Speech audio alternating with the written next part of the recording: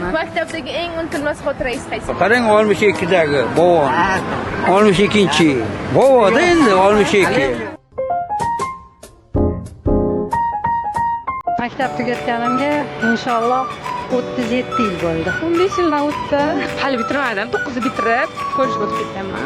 Necha yil bo'ldi? 2 yil, 1 yil bo'ldi. 62 bo'lsa endi necha yil bo'ladi tugatgan? Instagram chiqib ketdi-da. Hozir 65 ga kiryapman-da. 15-mayda tug'ilgan kunim bo'ldi. Endi savolmi nechinchi yil? 81mi?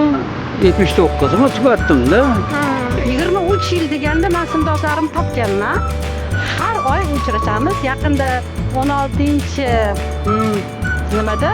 Yo'q, 2-may kuni Samarqandga borib keldik. Men hammasini yig'ib 2 kunga borib keldik. 8 kishi borib keldik sinfdoshlarim bilan. Yo'q, bir oy oldin anaqa yubiley bo'ldi o'zi.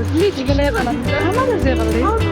32 kishi yo'q, 25 kishi hammamiz yig'ildik. Yo'q. Yo'q, qamachlar. Voy, Bir yig'ilib turamiz. Abi. Erkak bilan o'g'il bola bilan o'rtoq bo'lganman-da, shok bo'lganman. Shuning uchun. Maktabdagi eng unutilmas xotirangiz qaysi?